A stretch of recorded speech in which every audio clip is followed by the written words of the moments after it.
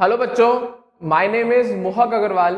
बच्चों, आपके लिए एक नया चैप्टर लेके आया हूं मैं बायोलॉजी की यूनिट 3 का, जिसका नाम है सेल स्ट्रक्चर एंड फंक्शन।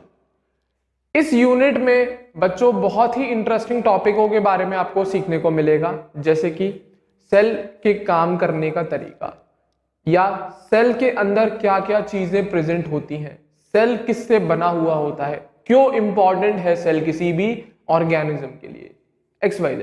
इस टाइप के टॉपिक्स आपको इस यूनिट में सीखने को मिलेंगे। नाम ही है पूरा cell structure and function. Cell का जो स्ट्रक्चर है वो कैसा है और सेल किस तरीके से काम करती है, ये सारी चीजें आपको सीखने को मिलेंगी इस यूनिट के अंदर। क्लियर है? तो अभी पहले ही बता देता हूं मैं आपको कि ये जो यूनिट है इसमें आपके 3 चैप्टर्स चलेंगे। पहला चैप्टर जो आज अपन इस सेशन में स्टार्ट करने जा रहे हैं, cell the unit of life. क्या? सेल जो कि लाइफ की एक बेसिक, एक फंडामेंटल यूनिट है। इसके बारे में अपन इस सेशन से शुरू कर रहे हैं एक नया चैप्टर। क्लियर है? इसके आगे आने वाले सेशंस जो बनाऊंगा मैं, उसमें अपन 2 और बचे हुए चैप्टर इसी यूनिट के अपन डिस्कस करेंगे, जिनका नाम है biomolecule and last one is cell cycle. Clear है? तो अच्छी यूनिट है, बेसिक यूनिट है, स्कोरिंग यूनिट है, अच्छे क्वेश्चंस बन के आते हैं, इजी क्वेश्चंस बन के आते हैं जो गलत नहीं होने चाहिए किसी भी हालत में। क्लियर है?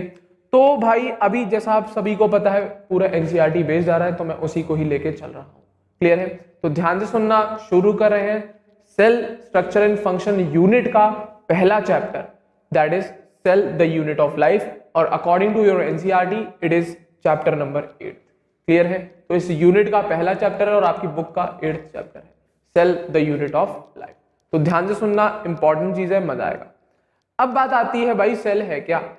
हम शुरू तो कर रहे हैं इस यूनिट को। अब बात यह है कि सेल होता क्या है, कैसा बना हुआ होता है, किस चीजों का बना हुआ होता है, क्यों होता है। क्लियर है? तो सुनना, अपन इस चैप्टर में बात करेंगे। देखो सबसे पहले ही हेडिंग लिखी है मैंने, what is a cell, cell के बारे में। फिर उसके बारे में बात करेंगे हम सेल थ्योरी के बारे में कि क्या दी गई थी वो थ्योरी। फिर हम एक सेल का ओवरव्यू देखेंगे, और जो हमें पता है 2 टाइप की सेल होती है, एक प्रोकैरियोटिक, एक यूकैरियोटिक, इनके बारे में डिस्कशन करेंगे। तो सबसे पहला, जैसा कि मैंने बोला कि सेल है क्या भाई, हम बोल तो रहे हैं cell the unit of life. अब ये सेल है क्या? बैटरी वाला सेल है, रिमोट में डाल के चलता? नहीं, बिल्कुल नहीं। ये एक फंडामेंटल यूनिट है किसकी? जिंदगी की, लाइफ की। अगर कोई ऑर्गेनिज्म लिविंग है तो वो इसी की वजह से है। अगर कोई ऑर्गेनिज्म लिविंग है, जी रहा है, जिंदा है, तो वो इस सेल की वजह से ही है। क्लियर है? तो सुनना जरा, क्या लिखा है। When you look around, you see both living and non-living things. Simple सी बात है, जब अपने आस पड़ोस में देखोगे तो आपको बहुत तरीके की चीजें देखने को मिलेंगी। कुछ उनमें से लिविंग होंगी, कुछ उनमें से नॉन लिविंग होंगी। क्लियर है? तो अब यही तो फर्क है कि क्यों कुछ चीजें लिविंग है, क्यों बाकी की चीजें नॉन लिविंग है। तो वही लिखा है, You must have wondered and asked yourself, what is that makes an organism living, or what is that an inanimate thing does not have which a living thing has? क्या ये बात है? तो सुनना जरा, सिंपल सी बात है। हमारे एनवायरनमेंट में, हमारे आस पड़ोस में बहुत सारी चीजें हैं, जिनमें से कुछ लिविंग है, कुछ नॉन लिविंग है। जैसे कि ये बोर्ड है, नॉन लिविंग है। ये पेन है, मार्कर है, ये नॉन लिविंग है। ये ब्रेसलेट जो भी पहनते हैं अपन लोग हाथ पैरों में, वो नॉन लिविंग है। Table, chair, books, copy, XYZ, ये सारी नॉन लिविंग थिंग्स हैं। कुछ नहीं। अब इंसेक्ट्स, प्लांट्स, ऑर्गेनिजम्स, और कोई भी एनिमल हो सकता है, या हम लोग आपस में हो सकते हैं। मैं हूं, ऐसा तो है नहीं केवल पूरी दुनिया में अकेला मैं ही हूं, और भी लोग हैं, आप जो सुन रहे हैं वो भी हैं। हम सब क्या है? लिविंग है। और जो इससे पहले एग्जांपल्स बोले मैंने, वो क्या है? नॉन लिविंग है। अब यही बात पूछी जाती है कि उनमें और हम में क्या फर्क है। जो लिविंग है उन लोगों में, और जो नॉन लिविंग थिंग्स है उनमें क्या फर्क है, बेसिक सा यही पूछा जाता है। और क्यों है ये फर्क, क्यों है ये डिफरेंस कि वो नॉन लिविंग थिंग है या इनएनिमेट मैटर है और हम लोग लिविंग थिंग्स हैं। ऐसा क्या है हमें जो उनके पास नहीं है, जिसकी वजह से हम तो लिविंग है और वो नॉन लिविंग है। तो यही बात है, ठीक है ना। तो मेन चीज यही फर्क आता है कि लिविंग क्यों है कोई चीज और कोई चीज नॉन लिविंग क्यों है। इसका रीजन मैं आपको वैसे दे चुका हूं कि कैसे डिसाइड करते हैं हम किसी लिविंग क्राइटेरिया और non living criteria in your first lesson of biology, the living world में। क्लियर है? हमें आज उसका रीजन पता लगेगा कि क्यों हम लोग लिविंग हैं और ये pen, pencil, board, marker, XYZ ये सारी चीजें क्यों नॉन लिविंग थे। तो सिंपल सी बात, इन सब बातों का केवल एक ही आंसर जाता है। The answer to this is the presence of the basic unit of life, जिसको आप क्या कहते हो, द सेल। क्लियर है? इन सभी चीजों का आंसर एक ही जाता है कि हम लिविंग है क्योंकि हमारे पास बेसिक यूनिट ऑफ लाइफ है, लाइफ की एक बेसिक यूनिट है। क्लियर है? जिसको हम लोग नाम देते हैं सेल का। इसका नाम देते हैं बच्चों सेल का। और हमारे पास है ये चीजें, ये सेल्स है जो बेसिक यूनिट ऑफ लाइफ है, बट नॉन लिविंग थिंग्स के पास ये चीजें नहीं होती। हमारे पास है बट इस नॉन लिविंग थिंग के पास, इस मार्कर के पास कोई सेल थोड़ी होगा, इसके पास कोई सेल थोड़ी होगा। क्लियर है? तो यही सेल की वजह से फर्क है हम लोगों में और इनएनिमेट मैटर में। तो यही पूछा जा रहा है कि ऐसा क्या फर्क है लिविंग बीइंग्स में और इनएनिमेट मैटर में, जो ये दोनों चीजें डिफरेंट है। क्यों? क्योंकि हमारे अंदर सेल्स प्रेजेंट हैं और इनएनिमेट मैटर में सेल्स प्रेजेंट नहीं होती। क्लियर है? चलें आगे। अब ये तो पता लग गया कि क्यों फर्क है और क्या फर्क है। तो अब ये भी कंफर्म है, जो भी चीज लिविंग है, चाहे हम हो गए, प्लांट्स हो गए, इंसेक्ट्स हो गए, सब में सेल मिलेंगे। तो वही बात आ गई, मैं कंटिन्यू कर रहा हूं सेल के बारे में, अभी बात चल रही है। तो all organisms are composed of cell. तो अभी तक ये बात कंफर्म हो गई कि जितने भी ऑर्गेनिजम्स हैं जो लिविंग है वो सारे के सारे काय के बने होते हैं, सेल्स। क्लियर है? अब फर्क रहता है ऑर्गेनिज्म टू ऑर्गेनिज्म कि उसमें एक सेल मिलेगी या उसमें बहुत सारी सेल्स। अमीबा है, अमीबा यूनिसेलुलर ऑर्गेनिज्म है, उसमें कितनी सिंगल सेल मिलती है। लिविंग है, बिल्कुल है लिविंग भाई। क्लियर है? तो फर्क रहता है ऑर्गेनिज्म टू ऑर्गेनिज्म कि उसमें नंबर ऑफ सेल्स ज्यादा है, कम है, या एक ही है, या ऑर्गन XYZ। ये इतनी सारी डिफरेंट कैटेगराइजेशन आपको सिखा चुका हूं मैं पहले सेशंस में, जो आपने पहले के चैप्टर्स पढ़े होंगे, animal kingdom, living world, biological classification, उनमें सिखाया है आपको मैंने unicellular, multicellular condition, organ level, tissue level, ये सारी चीजें आपको सिखा चुका हूं अपने पिछले सेशंस में। शर्त यह आपने सुने हो तब, ठीक है ना? तो सुनना जरा। ऑल ऑर्गेनिजम्स काय के बने होते हैं, सेल्स। और इन ऑर्गेनिजम्स में से कुछ बेटा सिंगल सेल्ड होते हैं और उनको हम क्या कहते हैं, यूनिसेलुलर। उनको क्या बोलते हैं, यूनिसेलुलर। और कुछ ऑर्गेनिज्म जैसे हम जैसे, वो कैसे होते हैं, मल्टीसेलुलर, क्योंकि हमारे अंदर एक सेल तो नहीं है, नंबर ऑफ सेल्स है, अनगिनत सेल्स है। क्लियर है? तो वही लिखा है। तो भले ही ऑर्गेनिज्म सेल्स के बने होते हैं, बट ऑर्गेनिज्म टू ऑर्गेनिज्म इनका नंबर वेरी कर सकता है। जैसे कि कुछ ऐसे ऑर्गेनिजम्स हैं जो केवल एक ही सेल के बने हुए होते हैं और उन्हें हम स्पेशली क्या बोलते हैं, यूनिसेलुलर ऑर्गेनिजम्स। और कुछ जैसे कि हम काय के बने होते हैं, बहुत सारी सेल्स के बने हुए हैं, हमारी पूरी बॉडी नंबर ऑफ सेल्स की बनी हुई है, तो इसीलिए हम जैसे ऑर्गेनिजम्स को क्या कहते हैं, मल्टी सेलुलर ऑर्गेनिजम्स। तो ये फर्क रहता है, बट ये चीज तो है ना कि चाहे यूनिसेलुलर हो चाहे मल्टी सेलुलर हो, उसमें basic unit of life the cell वो तो प्रेजेंट है ही है, चाहे वो एक हो चाहे वो मिलियंस में हो, कोई फर्क नहीं पड़ता। बट जो बेसिक यूनिट है जिंदगी के लिए वो यूनिसेलुलर ऑर्गेनिज्म के पास भी है, वो हमारे पास भी है। इसीलिए तो हम लोग लिविंग हैं। और जो इनएनिमेट मैटर है उनके पास सेल्स प्रेजेंट ही नहीं होती, ना एक ना मिलियन, 1%, एक सेल भी नहीं होती उनके पास। क्लियर है? इसीलिए वो क्या है, इनएनिमेट मैटर। तो ये तो बात हो गई भाई, हम क्यों लिविंग है और वो इनएनिमेट मैटर क्यों नॉन लिविंग है। अब बेसिकली मैं बात कर रहा हूं कि सेल है क्या, सेल क्यों कह रहे हैं हम उसे, ऐसा क्या है उसके पास कि हम उसे सेल बोल रहे हैं, या उसके अंदर ऐसी क्या चीज है सेल के पास कि जो वो काम कर रही है लिविंग बनाने का हमें। क्लियर है? तो सुनना, व्हाट इज अ सेल। अब सबसे पहला क्वेश्चन ये है कि सेल है क्या असल में। क्लियर है? तो सुनना जरा। Unicellular organisms are capable of independent existence and performing the essential functions of life. Clear है? तो यूनिसेलुलर ऑर्गेनिज्म को एक्सप्लेन कर दूं तो मेरे ख्याल से सेल एक्सप्लेन हो जाएगा। तो यूनिसेलुलर ऑर्गेनिज्म का मतलब क्या है, सिंगल सेल है। क्या मतलब है, सिंगल सेल के बारे में आप बात कर रहे हो। किसके बारे में बात कर रहे हो, सिंगल सेल के बारे में आप बात कर रहे हो। तो यूनिसेलुलर ऑर्गेनिजम्स या फिर कोई सिंगल सेल, कोई क्या है, एक सिंगल सेल वाला ऑर्गेनिज्म है, वो इंडिपेंडेंट एग्जिस्टेंस शो करता है और साथ ही साथ वो जीने के लिए जो भी एसेंशियल फंक्शंस है, जैसे रेस्पिरेशन होना, डाइजेशन होना, एक्सक्रीशन होना, ये सारी चीजें जो बेसिक फंक्शंस हैं जिंदगी के लिए, वो परफॉर्म करे। तो उस यूनिसेलुलर ऑर्गेनिज्म को हम सेल बोल सकते हैं, या वो सेल होती है। तो सुनना, क्या unicellular organisms are capable of independent existence and performing the essential functions of life. Clear है? Anything less than a complete structure of a cell does not ensure independent living. और अगर कोई चीज कंप्लीट सेल नहीं है, क्योंकि अभी incomplete cell भी दिखाएंगे, कंप्लीट सेल भी बताएंगे। कंप्लीट सेल का मतलब जो भी चीजें जरूरत है लाइफ के असेंशियल फंक्शंस को कैरी आउट करने के लिए या इंडिपेंडेंट एग्जिस्टेंस के लिए, अगर वो सेल कंप्लीट स्ट्रक्चर नहीं है तो वो अकेली जिंदा नहीं रह सकती। तो वही लिखा है, anything less than a complete structure of a cell does not ensure independent living.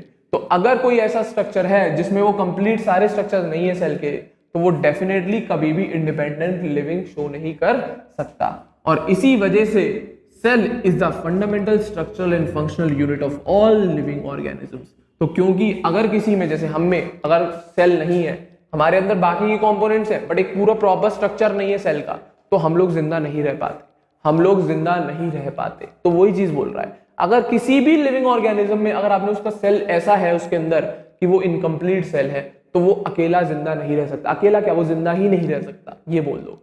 Clear है? तो इसी वजह से जो ये सेल है जिसके पास इंडिपेंडेंट एग्जिस्टेंस और performing the essential functions of life की कैपेबिलिटी है, तो वही सेल किसमें, लिविंग ऑर्गेनिजम्स में मिलेगा। क्लियर है? और वो कंप्लीट होना चाहिए उसके स्ट्रक्चर के बेसिस पे। अब क्या क्या आता है स्ट्रक्चर में उसके, वो सारी चीजें अपन एक एक करके पढ़ेंगे आगे। क्लियर है? और इसी वजह से इंडिपेंडेंट लिविंग नहीं रह पाता अगर सेल नहीं होती कंप्लीट। तो इसी वजह से तो बेसिक नीड क्या है किसी भी लिविंग ऑर्गेनिज्म की, सेल है। तो हमारी नीड, कोई यूनिसेल ऑर्गेनिज्म है या कोई और लिविंग ऑर्गेनिज्म है, हम सबकी एक बेसिक नीड है जिंदा रहने के लिए, कौन, सेल। तो इसी वजह से, क्योंकि इंडिपेंडेंट लिविंग नहीं हो पाएगी किसी भी ऑर्गेनिज्म की अगर उसके अंदर कंप्लीट सेल स्ट्रक्चर नहीं होगा, तो इसी वजह से सेल एक फंडामेंटल स्ट्रक्चर है और साथ ही साथ फंक्शनल यूनिट है किसकी, हर लिविंग ऑर्गेनिज्म की। तो इसी वजह से, क्योंकि बिना सेल के कोई लिविंग चीज जिंदा नहीं रह सकती, वो अपने लिविंग फंक्शंस को परफॉर्म नहीं कर सकती, वो अपने फंडामेंटल स्ट्रक्चर को, वो जो उसका पूरा ढांचा है बना हुआ सेल्स का, वो अगर प्रॉपर तरीके से नहीं होगा तो कोई लिविंग ऑर्गेनिज्म अपने काम, या फिर आप सीधी भाषा में बोले, जिंदा नहीं रह सकता। क्या नहीं रह सकता, जिंदा या लिविंग नहीं हो पाएगा अगर उसके अंदर कंप्लीट सेल का स्ट्रक्चर प्रेजेंट नहीं होगा। तो जैसे सेल के स्ट्रक्चर में न्यूक्लियस आता है, माइटोकॉन्ड्रिया आता है, सेल वॉल आती है, XYZ बहुत सारी चीजें आती हैं, वो सारी चीजें अपन देखेंगे एक एक करके। चले आगे। तो ये तो बात हो गई भाई सेल की।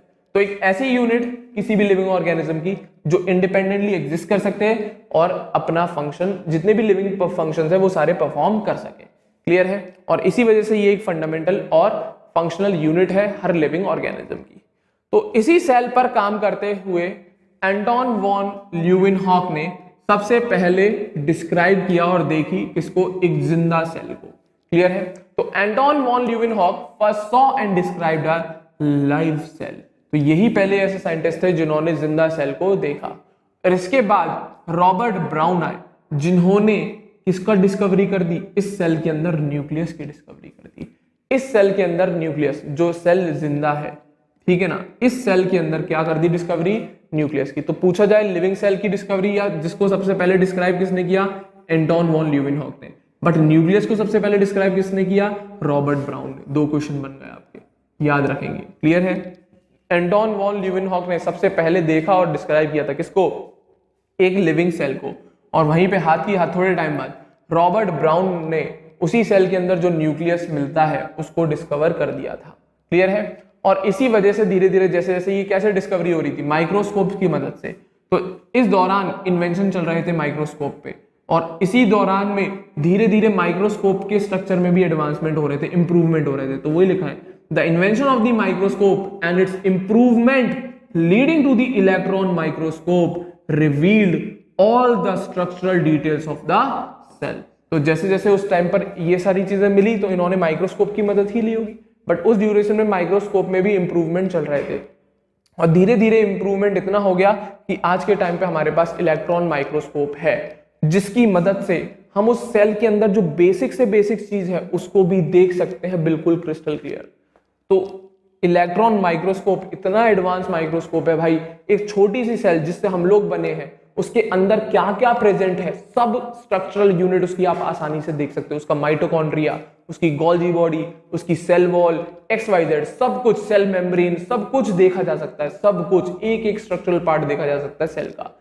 किसकी मदद से? Electron microscope. तो धीरे धीरे जैसे जैसे एडवांसमेंट बढ़े, हमारी डिस्कवरीज बढ़ती चली गई, हम माइक्रोबायोलॉजी के फील्ड में डाइवर्स होते चले गए, हमें बहुत सारी चीजों के बारे में पता चलता गया। क्लियर है कि क्यों कोई ऑर्गेनिज्म लिविंग है ये भी पता लग गया, और क्यों कोई नॉन लिविंग है वो तो बता ही दिया, सेल की वजह से हमारे पास होते हैं वो सेल्स, नॉन लिविंग थिंग्स के पास वो उस टाइप के सेल्स नहीं होते। क्लियर है, तो ये बात थी भाई सबसे पहली सेल की और सबसे पहले न्यूक्लियस की। क्लियर है, चलें आगे, आगे सुनना। अब ये तो बात हो गई सेल की, अब मैं बता रहा हूं सेल थ्योरी कि सेल के बारे में, सेल को किस किसने कैसे कैसे डिस्क्राइब किया था, क्या क्या थ्योरीज दी गई सेल के अकॉर्डिंग कि वो क्या कैसे काम करती है। क्लियर है, तो सुनना जरा। सबसे पहले in 1838 Matthias Schleiden, a German botanist, examined a large number of plants and observed that all plants are composed of different kinds of cells. Clear है, which form the tissues of the plant. तो कौन?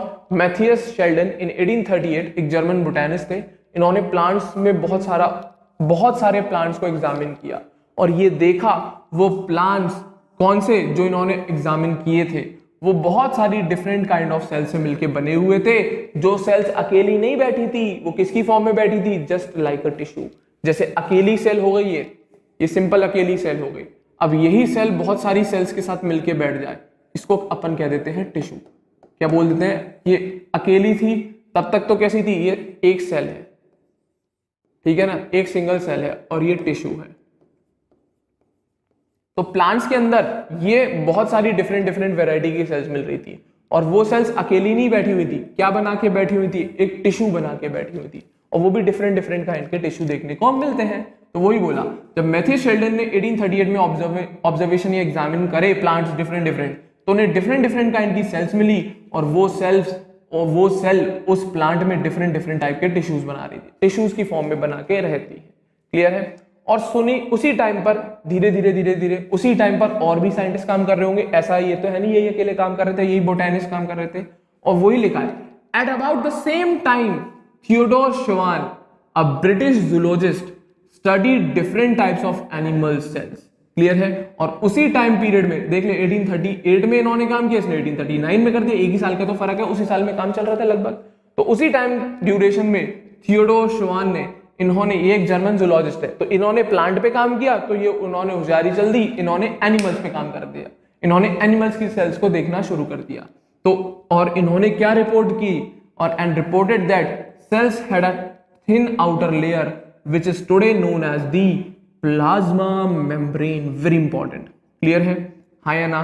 तो उस time duration के अंदर जब कौन Sheldon काम कर रहे थे, उसी टाइम ड्यूरेशन के अंदर उसी टाइम के आसपास एक थियोडोर श्वान जो ब्रिटिश जूलॉजिस्ट थे ये भी काम कर रहे थे, बस ये एनिमल सेल के ऊपर काम कर रहे थे।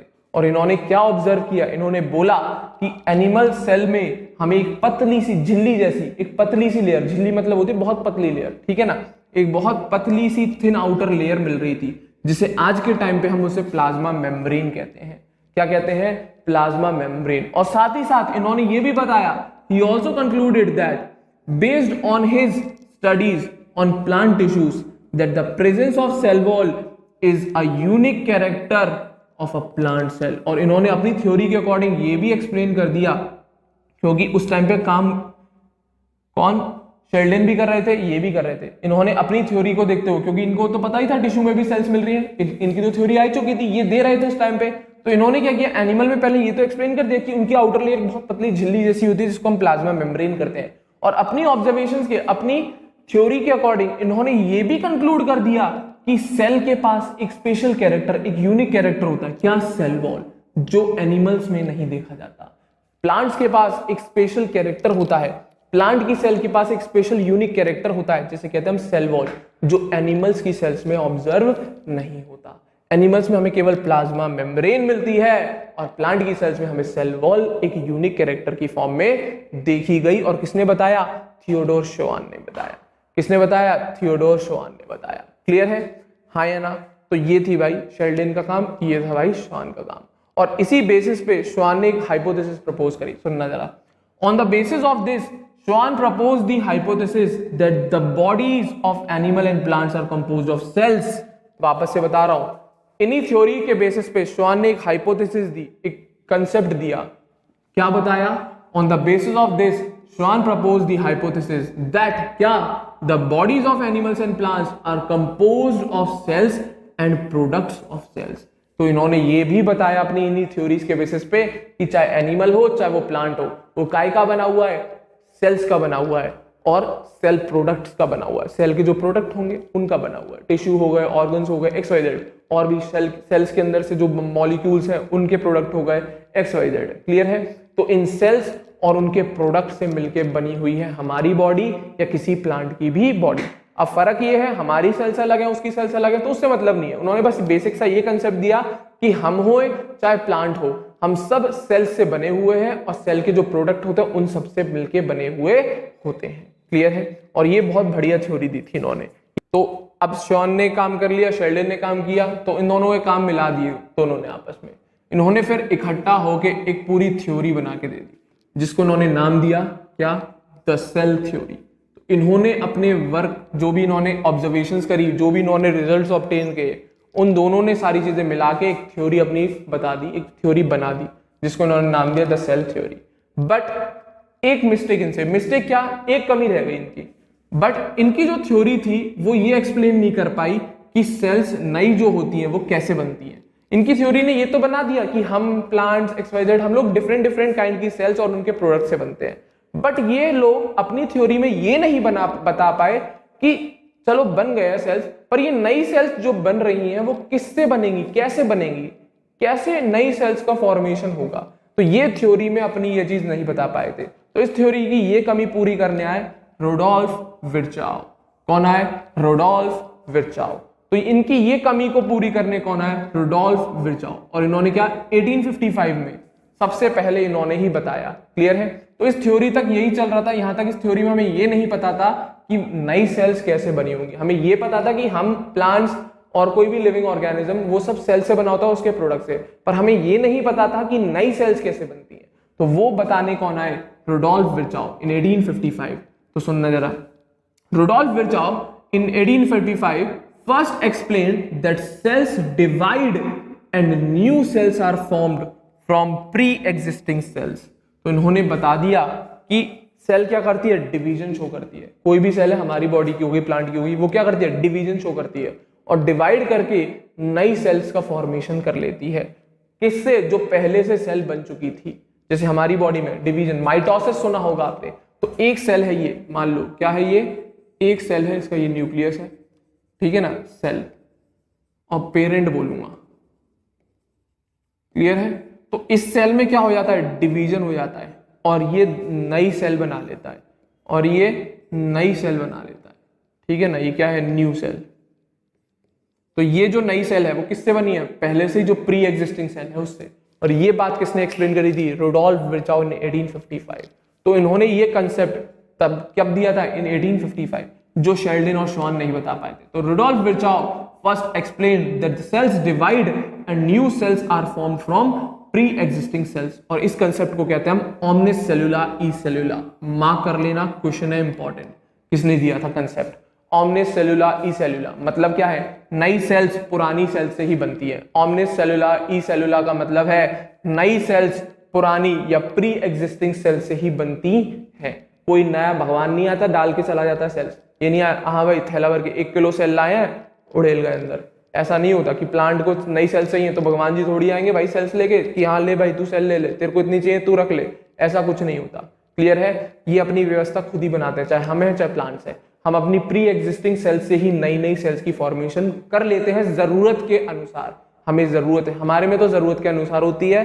प्लांट्स का ये डेवलपमेंट पूरी जिंदगी भर चलता है। हमारे अंदर ये काम हमारी जरूरत के अकॉर्डिंग होता है और प्लांट्स में ये पूरा जिंदगी भर चलता है। उनके अंदर तो सेल डिवीजन रुकता ही नहीं है। हमारे अंदर जरूरत के अनुसार होता है। क्लियर है? बट होता जरूर है।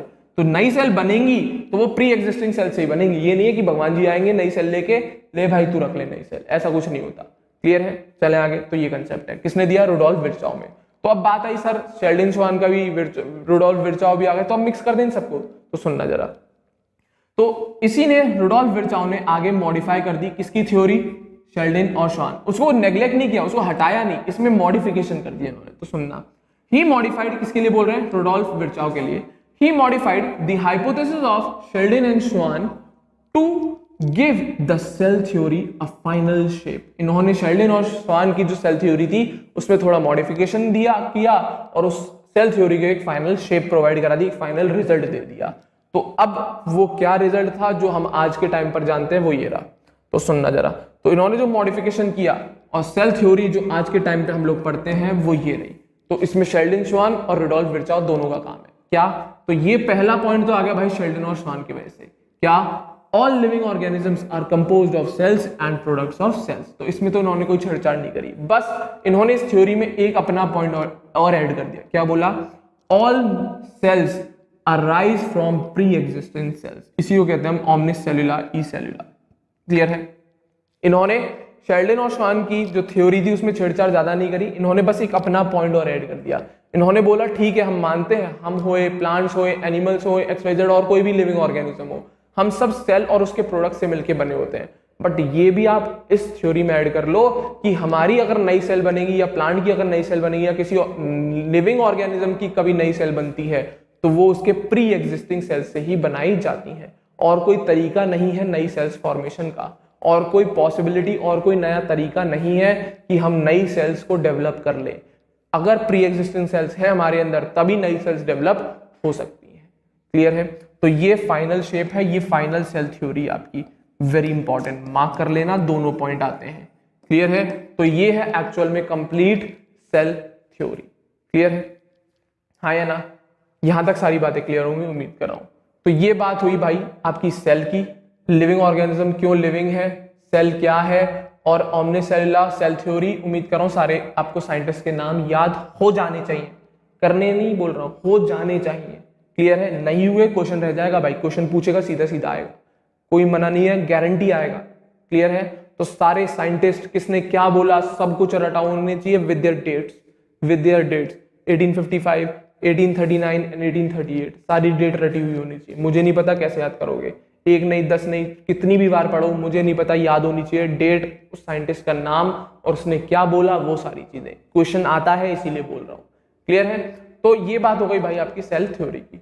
अब एक सेल का ओवरव्यू लेते हैं। हम अभी पूरा डिस्कस नहीं कर रहे कि प्रोकैरियोटिक क्या है, यूकैरियोटिक, एक बेसिक सा छोटा मोटा ऊपर से सेल का ओवरव्यू देखते हैं कि असल में है क्या क्या चीजें हो सकती हैं इसके अंदर। तो ये अब आपके लिए दे रखा है an overview of a cell. तो अब ओवरव्यू देखना भाई सेल का, ये ज्यादा डिटेल में नहीं बता रहा बट आपको ऊपर से बता दे रहा हूं कि सेल के अंदर क्या क्या चीजें प्रेजेंट होती हैं। जैसे अभी बोला ना कि सेल के अंदर पूरा कंप्लीट स्ट्रक्चर होना चाहिए, तो सेल के अंदर क्या क्या पॉसिबिलिटीज है, क्या क्या सामान होता है, ये मान लो उसका कंटेंट क्या क्या है, वो सारी चीजें अपन इस ओवरव्यू में देखेंगे। तो सुनना बता, क्या an overview of a cell, क्या लिखा हुआ है। अब सेल के बारे में थोड़ी बहुत बातें करूंगा, इसी में आपको बता दूंगा प्रोकैरियोटिक और यूकैरियोटिक में क्या फर्क होता है, तो ध्यान से सुनना। यू हैव अर्लियरली ऑब्जर्व, क्या you have earlier observe cells in an onion peel and or a human cheek cell under the microscope। तो 9th-10th में बचपन में ये एग्जाम्पल कराते हैं, एग्जाम्पल के एक्सपेरिमेंट बताते हैं, कराते तो शायद ही किसी स्कूल में होंगे बट कराते तो हैं थोड़े बहुत स्कूल्स में, ठीक है ना। तो उसमें क्या है, या तो अनियन पील या ह्यूमन चीक सेल्स, आपको दिखाया होगा स्लाइड बना के आपकी मैम ने स्कूल में या सर जो भी हो, उन्होंने एक स्लाइड बनाई होगी और माइक्रोस्कोप के अंडर आपको अनियन पील की सेल्स का स्ट्रक्चर और ह्यूमन चीक सेल का स्ट्रक्चर आपको जरूर दिखाया होगा। क्लियर है? अब उसी स्ट्रक्चर को थोड़ा ध्यान करते हैं और उसमें आपने क्या क्या ऑब्जर्वेशन देखी होंगी उनको बातें करते हैं, ठीक है ना। तो ध्यान से सुनना, जब आपने अनियन पील की सेल देखी होगी तो और वहीं पे आपने दूसरी तरफ ह्यूमन चीक सेल देखा होगा, तो आपको एक बेसिक सा डिफरेंस दिखा होगा दोनों में।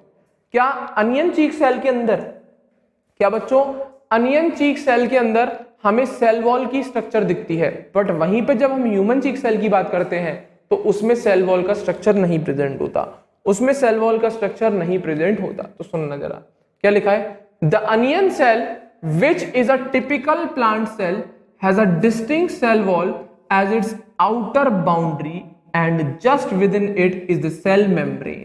क्लियर है? तो क्या बोला, जब आपने उसका स्ट्रक्चर देखा होगा तो आपने जरूर ऑब्जर्व किया होगा ये वाली बात, क्या कि जो अनियन सेल है, पहली बात वो तो एक टिपिकल प्लांट सेल है, तो उसके अंदर आपने जरूर ये ऑब्जर्व किया होगा कि उसके पास एक डिस्टिंक्ट सेल वॉल होती है। क्या होती है? बिल्कुल स्पेसिफाइड, एक बिल्कुल बढ़िया सी सेल वॉल प्रेजेंट होती है उसके पास। क्या प्रेजेंट होती है? एक बेहतरीन सेल वॉल प्रेजेंट होती है बाहर की तरफ, और उसी सेल वॉल के जस्ट अंदर, उसी सेल वॉल के जस्ट अंदर एक पतली सी सेल मेम्ब्रेन प्रेजेंट होती है। जब अनियन सेल की स्टेनिंग कराई होगी, दिखाया होगा मैम ने आपको, क्लियर है। और वहीं पर जब हमने ह्यूमन चीक की सेल देखी तो उसकी आउटर मेम्ब्रेन जो हमें दिखी थी वो डीलिमिटिंग स्ट्रक्चर, उसी को हम सेल बोलते हैं, सॉरी उसकी केवल जो आउटर मेम्ब्रेन जो सेल मेम्ब्रेन होती है वही उसका जो आउटर मोस्ट स्ट्रक्चर होता है, उसके अंदर सेल वॉल नहीं मिलती। तो वही लिखिए, the cells of the human cheek have an outer membrane as the delimiting structure of the cell. केवल एनिमल सेल में हमें सेल वॉल नहीं मिलती, केवल उनके पास सेल मेम्ब्रेन होती है जो उस सेल की एरिया को लिमिट में रखती है कि इतनी एरिया में ये सेल है, पूरा एक सेल है। तो जैसे अपन देखें, अगर प्लांट सेल ऑब्जर्व करें तो उसके ऊपर एक पूरी मोटी सी सेल वॉल होती है और उसके बाद उसके अंदर एक पतली सी मेम्ब्रेन होती है, सेल मेम्ब्रेन।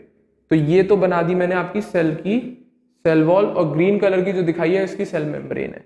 बट एनिमल के पास मात्र ये सेल मेम्ब्रेन ही होती है, एनिमल के पास मात्र ये सेल मेम्ब्रेन ही होती है, उनके पास कोई सेल वॉल की प्रेजेंस नहीं दिखती। तो अनियन चीक सेल में हमें सेल वॉल भी मिलती है और साथ ही साथ उसकी सेल मेम्ब्रेन भी देख लेते हैं। क्या? Cell membrane.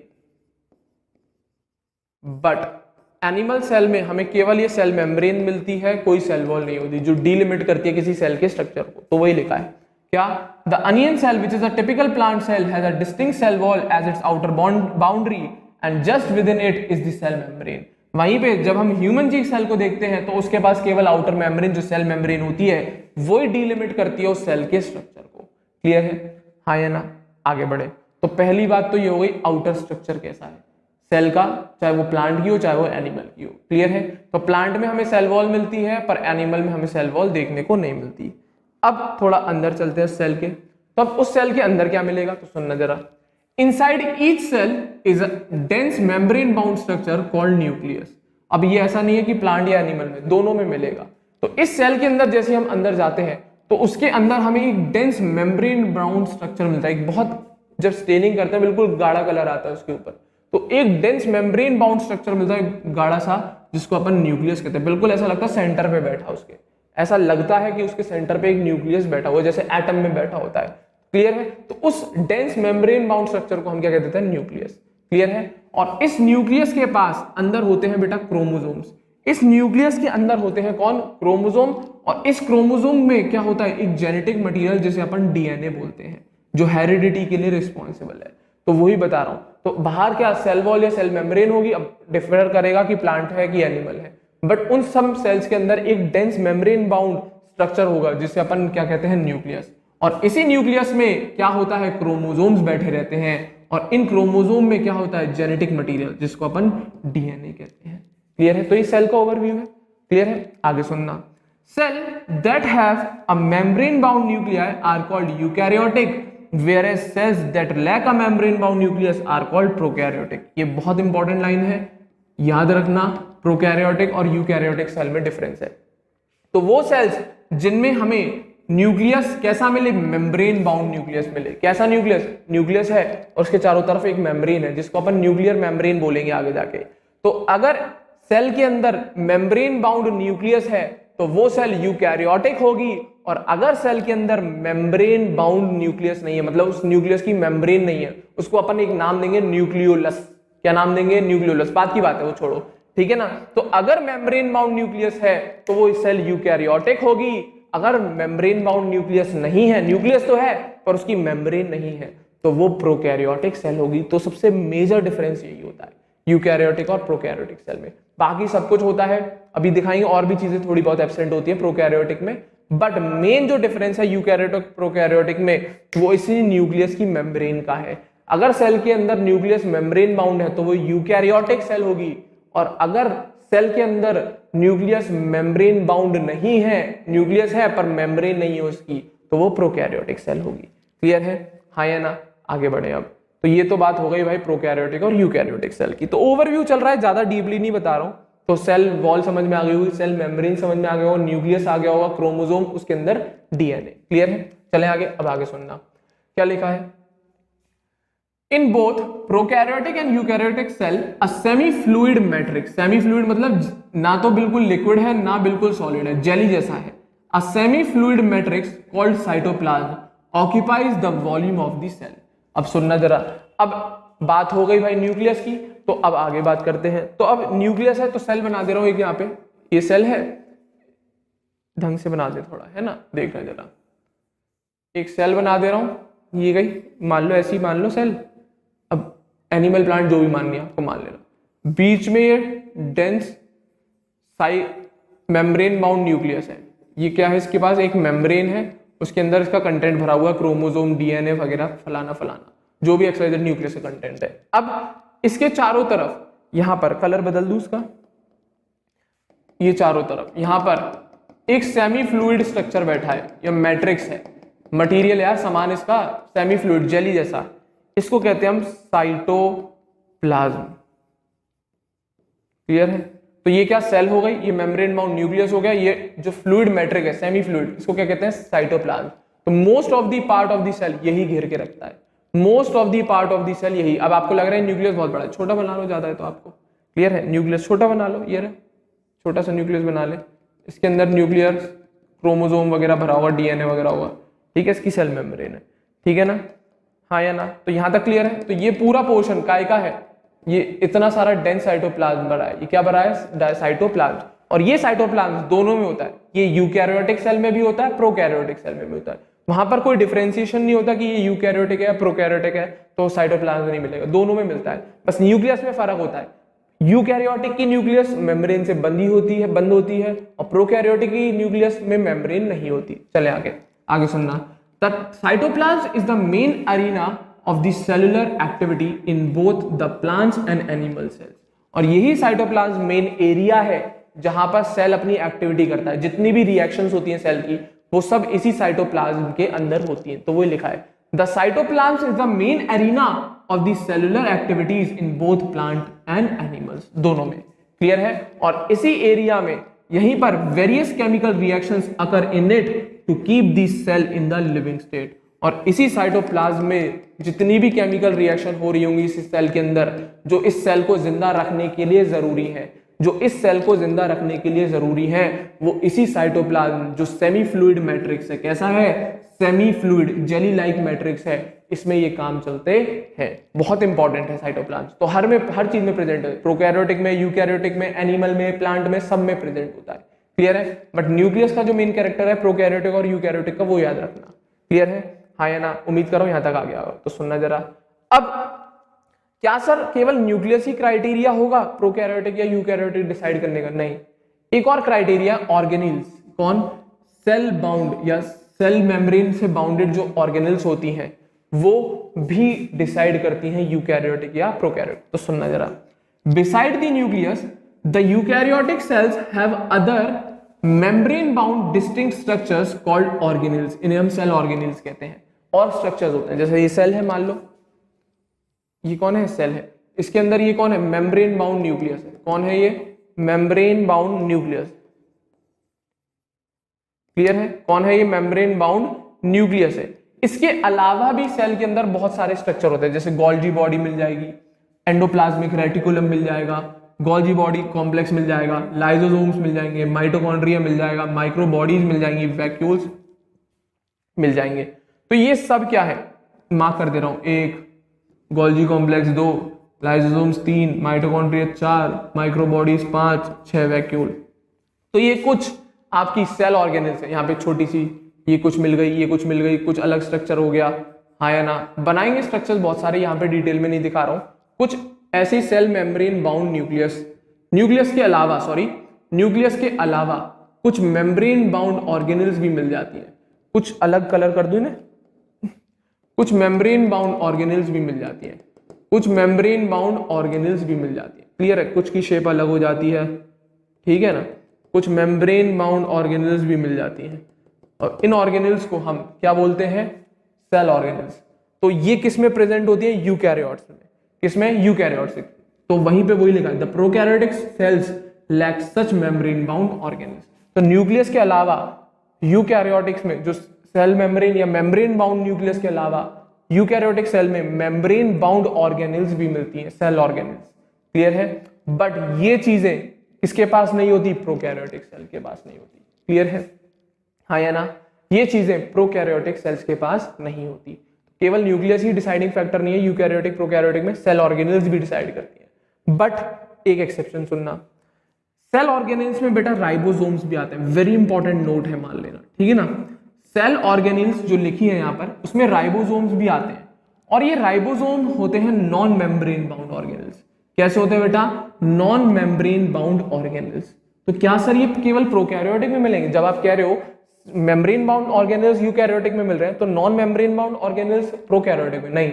ये ऐसे ऑर्गेनेल है जो हर सेल में मिलता है, चाहे वो प्रोकैरियोटिक हो चाहे वो यूकैरियोटिक हो। तो वही लिखा है, राइबोसोम एक्सेप्शन नहीं है, क्वेश्चन बनता है, मार्क कर लेना। Ribosomes are non membrane bound organelle, पहला क्वेश्चन तो यहीं पे बन के आता है। और दूसरी बात, ये बोलता है कि हर सेल में मिलता है, तो ribosomes are non membrane bound organelles found in all cells, both eukaryotic as well as prokaryotic. तो ये हर टाइप की सेल में मिलता है, चाहे वो यूकैरियोटिक है चाहे वो प्रोकैरियोटिक है, क्लियर है। और साथ ही साथ ये तो छोड़ो, अब इन सेल्स में मिल रहा है, साथ ही साथ ये जो मैंने ऑर्गेनेल्स बनाई है ना, एंडोप्लाज्मिक रेटिकुलम, गोल्जी कॉम्प्लेक्सेस, ये क्या कॉम्प्लेक्सेस, लाइसोसोम्स, माइटोकॉन्ड्रिया, माइक्रोबॉडीज, तो ये तो खुद सेल की अंदर की सेल ऑर्गेनेल्स है। तो राइबोसोम तो इतना बदतमीज है, सेल के में तो मिलेगा ही, साइटोप्लाज्म में तो मिलता ही मिलता है, साथ ही साथ ये सेल की ऑर्गेनेल्स के अंदर भी मिल जाता है। तो सुनना जरा, within the cell ribosomes are found not only in the cytoplasm, cytoplasm में तो मिलेगा, बट इतना हरामखोर है, इतना बदतमीज है ये कि साइटोप्लाज्म के साथ साथ ये जो सेल की ऑर्गेनेल्स है ना, जो छोटी छोटी सेल्स की ऑर्गेनेल्स हैं, जैसे कि क्लोरोप्लास्ट और माइटोकॉन्ड्रिया, इनके अंदर भी ये राइबोसोम्स मिलने शुरू हो जाते हैं। तो ये बहुत अच्छा ऑर्गेनेल है। ये साइटोप्लाज्म के अलावा जो सेल के अंदर छोटी छोटी ऑर्गेनेल्स बनाई थी, मेम्ब्रेन बाउंड ऑर्गेनेल्स, उनके अंदर भी ये राइबोसोम्स प्रेजेंट होने लगता है। सारी सेल्स में प्रेजेंट है, हर सेल के साइटोप्लाज्म में प्रेजेंट होता है। और साथ ही साथ किसी सेल के अंदर जो उसकी मेम्ब्रेन बाउंड छोटी छोटी ऑर्गेनेल्स हैं, न्यूक्लियस के अलावा भी होती है मेम्ब्रेन बाउंड ऑर्गेनेल्स, उनके अंदर भी ये राइबोसोम मिल जाता है। एग्जाम्पल के तौर पे मेंशन्ड है, जैसे कि प्लांट के अंदर तो क्लोरोप्लास्ट में मिलेगा और एनिमल्स में माइटोकॉन्ड्रिया में मिलता है जनरली। और साथ ही साथ एंडोप्लाज्मिक रेटिकुलम भी लिखा है मैंने ऑर्गेनेल में, ऑन रफ एंडोप्लाज्मिक रेटिकुलम। तो राइबोसोम की प्रेजेंस है, क्वेश्चन मार्क कर लेना यहाँ पर, कहाँ कहाँ मिल सकता है, किसमें, प्लांट्स में जनरली क्लोरोप्लास्ट में मिलता है, एनिमल्स में माइटोकॉन्ड्रिया और रफ ईआर में मिलता है। ईआर मतलब एंडोप्लाज्मिक रेटिकुलम, ये सेल ऑर्गेनेल है, मेम्ब्रेन बाउंड सेल ऑर्गेनेल है। अब ये क्या लिखा है सर, रफ एंडोप्लाज्मिक, आगे आएगा। ईआर बेटा दो टाइप के होते हैं, एंडोप्लाज्मिक रेटिकुलम सेल ऑर्गेनील है, ये दो होते हैं, एक होता है स्मूथ और एक होता है रफ, क्लियर है। ये दोनों आपको एंडोप्लाज्मिक रेटिकुलम पढ़ाऊंगा। और इन मेम्ब्रेन बाउंड ऑर्गेनेल्स में भी आपको राइबोसोम्स मिलने शुरू हो जाएंगे। तो ये तो यूकैरियोटिक प्रोकैरियोटिक तो छोड़ो, सेल की जो ऑर्गेनेल होती हैं, ऑर्गेनेल्स होती हैं, उनके अंदर भी ये प्रेजेंट होना शुरू हो जाते हैं, प्रेजेंट होते हैं, शुरू क्या हो जाते हैं, प्रेजेंट होते हैं, क्लियर है। एक और एक्स्ट्रा पॉइंट सुनना, यहां तक तो क्लियर होगा, प्रोकैरियोटिक यूकैरियोटिक ये भी क्लियर होगा। एक पॉइंट और सुनना, एनिमल का, animal cell also contain another non membrane bound organelle, special case है एनिमल का, मार्क कर लेना, क्वेश्चन बनता है। एनिमल सेल के पास राइबोसोम के अलावा एक और नॉन मेम्ब्रेन बाउंड ऑर्गेनेल होती है, ये चीज प्लांट में नहीं होती। तो सुनना, animal cells contain another non membrane bound, क्या, non membrane bound organelle called centriole. तो एनिमल के पास एक और नॉन मेम्ब्रेन बाउंड सेंट्रियोल होती है जो उसके सेल डिवीजन में हेल्प करती है। तो ये यूकैरियोटिक में नहीं मिलेगी, केवल एनिमल सेल में मिलती है, जो प्रोकैरियोटिक यूकैरियोटिक होती है, प्रोकैरियोटिक में नहीं मिलेगी, क्लियर है। तो यूकैरियोटिक एनिमल सेल, स्पेशली क्या, यूकैरियोटिक एनिमल सेल में एक नॉन मेम्ब्रेन बाउंड ऑर्गेनेल और मिलती है extra, that is called centriole, जो उसके सेल डिवीजन में हेल्प करती है, जो उसके सेल डिवीजन में हेल्प करती है। तो ये वाली बेसिक सी बात है सेल की। तो ये बेसिक सा ओवरव्यू है, क्या, nucleus, cell membrane, cell wall, endoplasmic reticulum, ये ऑर्गेनेल्स, राइबोसोम समझ में आ जाएगा। नोट है बहुत इंपॉर्टेंट, एनिमल सेल के अंदर सेंट्रियोल मिल रहा है, ये भी बहुत इंपॉर्टेंट नोट है, क्लियर है। तो ये बेसिक सा छोटा सा भी ओवरव्यू है आपका सेल का, क्या क्या चीजें किस में मिलती हैं, प्लांट में क्या होती है कैरेक्टर, एनिमल में, प्रोकैरियोटिक यूकैरियोटिक में कैसे डिफरेंस करते हैं, बच्चों वाले क्वेश्चन बनते हैं, इंपॉर्टेंट है, रीड करोगे वापस से याद हो जाएंगी सारी चीजें। थोड़ी सी बात और सुन लो, अब ये तो बात हो गई भाई उसके स्ट्रक्चर के बेसिस पे कैसे कैसे क्या क्या सामान उसके अंदर मिल रहा है। अब सेल्स बेटा साइज में भी बहुत डिफर करती हैं, तो सुनना जरा।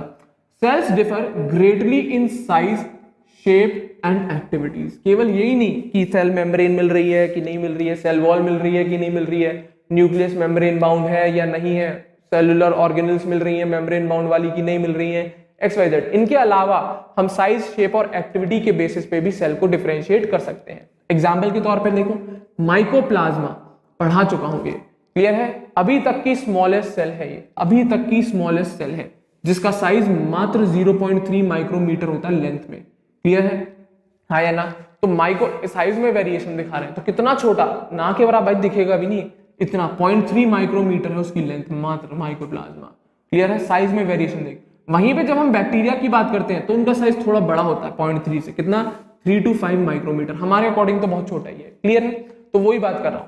तो एग्जाम्पल के तौर पे अपन देख सकते हैं साइज में वेरिएशन, जैसे कि माइक्रोप्लाज्मा और बैक्टीरिया में देखोगे, माइक्रोप्लाज्मा मात्र 0.3 माइक्रोमीटर, वहीं पे बैक्टीरिया कौन से बड़े हैं, but still they are more larger than किससे, माइक्रोप्लाज्मा की सेल से, कितना 3 to 5 पिकोमीटर। क्लियर है, वहीं पे ये तो बात हो गई भाई स्मॉलेस्ट सेल्स की, जो माइक्रोप्लाज्मा और बैक्टीरिया। वहीं पे अगर हम बात करें ऑस्ट्रिच के एग की, किसकी एग है, जो फीमेल वो है क्या, फीमेल गैमिट है एग, तो सुनना जरा।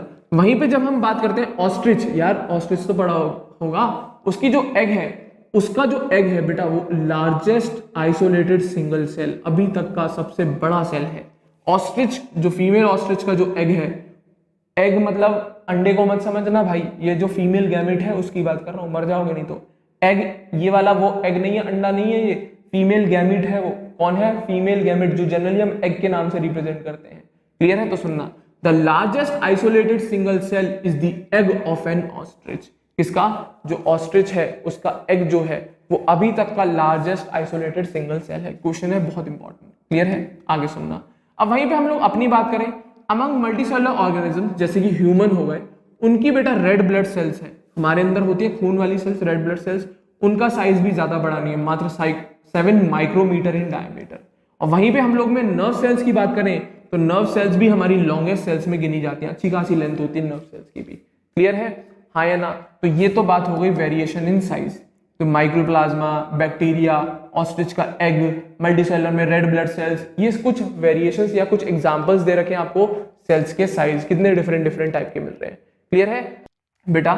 इसके अलावा सेल्स शेप में भी डिफर करती हैं, जैसे कि आपने कुछ सेल्स देखी होंगी जो डिस्क शेप भी होती है, कुछ ऐसी होती हैं जिनकी शेप पॉलीगोनल जैसी होती है, कुछ ऐसी होती हैं जिनकी शेप कॉलम जैसी कॉलमनर होती है, कुछ क्यूबॉइड की शेप की सेल्स मिलती है, कुछ धागे जैसी थ्रेड लाइक सेल्स मिलती हैं, और कुछ की शेप ऐसी होती है जो इरेगुलर, अमीबा जैसी शेप, इरेगुलर शेप होती है। क्लियर है? तो सेल के साइज में तो वेरिएशन है ही है बहुत अच्छा खासा, उनकी शेप में भी बहुत अच्छा वेरिएशन मिलता है। हर प्लांट में, एनिमल में, हम लोगों में अलग अलग सेल्स अलग अलग शेप की और अलग अलग साइज की मिलती है। क्लियर है? और ये जो शेप और साइज है ये उनके काम की वजह से वेरी करता है। क्लियर है? तो सुनना, मेनली शेप की बात करूंगा, जो इनकी शेप है, मेनली शेप बोल रहा हूं पर साइज भी मानते हैं हम लोग, ठीक है ना? जो मेन इनकी शेप ऐसी हुई क्यों, क्योंकि इनके काम ही ऐसे होंगे, इनके कर्म है तभी तो ऐसे है। कहते हैं ना, जैसे जिसके कर्म वैसी उसकी हरकतें, ठीक है, या वैसी उसका नेचर या शेप। क्लियर है? तो वही है, the shape of this cell may vary with the functions they perform. तो इनकी सेल्स की जो शेप है वो इनके फंक्शंस के अकॉर्डिंग बदलती रहती है। बदलती क्या रहती है, बदल जाती है, जो होनी चाहिए थी वो नहीं हुई, कुछ और शेप वो अटेन कर लेते हैं। क्योंकि एपिथेलियम सेल, आपने स्ट्रक्चरल ऑर्गेनाइजेशन सुना होगा, जो एपिथेलियम सेल्स है वो पोर्शन टू पोर्शन हर जगह अपना अपना काम अलग अलग करती है, तो उसमें मॉडिफिकेशंस आ जाते हैं। तो वही चीज बोल रहा हूं, काम के अकॉर्डिंग सेल्स अपनी शेप को बदल लेती हैं। क्लियर है? एग्जाम्पल्स के तौर पे कुछ सेल्स बन रही हैं, इनकी शेप देख लो, ये आरबीसीज है बच्चों, रेड ब्लड सेल्स, इनकी राउंड या बाइकॉनकेव होती हैं। कैसी होती है, दोनों तरफ से पिचकी हुई। डोनट खाया होगा आपने, डोनट खाते हैं, हाँ या ना? उसकी शेप जो होती है बाइकॉनकेव, वो होती है रेड ब्लड सेल्स की shape. White blood cells, amoeboid मतलब इरेगुलर शेप, कोई शेप फिक्स ही नहीं है, इरेगुलर है, अमीबा जैसी। ये एपिथेलियल, कॉलमिनर एपिथेलियम सेल्स, कौन, कॉलमिनर एपिथेलियल सेल्स, लॉन्ग है, नैरो है, पतली है, लंबी लंबी कॉलम जैसी है। ये आ गई आपकी कौन, नर्व सेल्स, कैसी है, लंबी लंबी सेल्स हैं और ब्रांच्ड है। कैसी है, लंबी लंबी सेल्स हैं और ब्रांच्ड है। ये एक ट्रैकिड आ गई, उम्मीद कर रहा हूँ ट्रैकिड ध्यान होगी, एनाटॉमी आपने पढ़ी होगी, एनाटॉमी ऑफ प्लांट्स, उसमें मैंने ट्रैकिड वेसल वगैरह, ट्रैकिड एक सिंगल सेल होती है और लंबी सी इलॉन्गेटेड सेल्स है। ये शायद याद होगी मीजोफिल सेल्स, किसमें पेरेन्काइमा टिश्यू पढ़ाया है मैंने, या पेरेन्काइमाटस सेल्स पढ़ाई है, मीजोफिल सेल्स पढ़ाई है। तो ये कैसी है, राउंड है, कुछ ओवल है, कुछ पॉलीगोनल शेप्ड है, इसी में ही पॉलीगोनल शेप्ड दिखाई थी मैंने आपको, क्लियर है। तो ये भाई सेल्स की शेप की डिफरेंट डिफरेंट वैरायटी है जो हमने देखी हुई है। अभी ये तो बहुत ही कम है, और भी बहुत सारी डिफरेंट डिफरेंट वैरायटी है। किसी किसी में बेटा इन सेल्स पे सीलिया डेवलप हो जाते हैं, लंबी लंबी thread like structures. Root hair वो भी सिंगल सेल्ड है, वही पतली सी थ्रेड लाइक स्ट्रक्चर है, सुना होगा। रूट हेयर सुनी होंगी, एक प्राइमरी रूट से जो पतले पतले हेयर्स निकलते हैं, जैसे सपोज करो ये क्या है, एक प्राइमरी रूट है, इससे निकलने वाले जो हेयर्स है ये single celled thread like structures हैं। पूछा जाए अगर शेप थ्रेड लाइक किसकी मिलती है, रूट हेयर्स की मिलती है। तो ये सब डिफरेंट डिफरेंट वेराइटी की शेप के आपके पास सेल्स प्रेजेंट है नेचर में, क्लियर है। तो बहुत ज्यादा डाइवर्स है भाई, बहुत ज्यादा डिटेल में है आपकी माइक्रोबायोलॉजी, ये सब माइक्रोबायोलॉजी का ही पार्ट है, क्लियर है। सेल, उसका काम करना, उसके फंक्शंस, उसके बायोमोलिक्यूल्स के बारे में पढ़ना, तो ये बहुत डिटेल्ड वर्जन है। मैंने केवल एक छोटा सा ओवरव्यू दिया है आपको सेल का, कि किस में कैसे टाइप की चीजें हमें देखने को मिलती है। थोड़ा बहुत आपको सेल ऑर्गेनील्स के बारे में भी बता दिया है। सेल के अंदर जो छोटी छोटी सी उसकी यूनिट्स प्रेजेंट है उनको कहते हैं न्यूक्लियस के अलावा, न्यूक्लियस के अलावा, क्लियर है, हाँ या ना। उम्मीद कर रहा हूं यहां तक आपको सारी चीजें कंफर्म होंगी, क्लियर होंगी, क्लियर है। तो ये आपका पहला लेक्चर कंप्लीट होता है, या पहला सेशन कंप्लीट होता है आपका cell the basic unit of life, clear है। ज्यादा कुछ नहीं बताया, केवल यही बताया आपको इस सेशन में मैंने, सेल क्या है, सेल की थ्योरीज क्या कहती हैं, ओवरव्यू दिया एक छोटा सा सेल का, क्लियर है। उम्मीद कर रहा हूं आपको आज के सेशन के सारे पॉइंट्स मेरे क्लियर होंगे और आपने ध्यान से सुने होंगे, ये भी आपसे उम्मीद है मुझे, क्लियर है। तो बच्चों इसको सेशन को अब हम यहीं इसी टॉपिक के साथ एंड करते हैं। अगले सेशन में अपन एक नए टॉपिक पर डिस्कशन करेंगे जिसका नाम है प्रोकैरियोटिक सेल्स। अब अपन पूरा डिटेल में शुरू कर सकते हैं prokaryotic and eukaryotic cells, clear है। तो अगले सेशन में अपना यही टॉपिक चलेगा, प्रोकैरियोटिक सेल्स, क्लियर है। तब तक ढंग से पढ़ो भाई, नोट्स अच्छे से बनाओ, और मुझे ये उम्मीद है आप लोगों से आपको मेरा वीडियो जरूर पसंद आया होगा। तो वीडियो को बच्चों जरूर लाइक करें और हमारे चैनल अग्रबंधु ज्ञान केंद्र को सभी बच्चे जरूर सब्सक्राइब करें। तो अगले सेशन में मिलता हूं एक नए टॉपिक के साथ बच्चों, थैंक यू वेरी मच।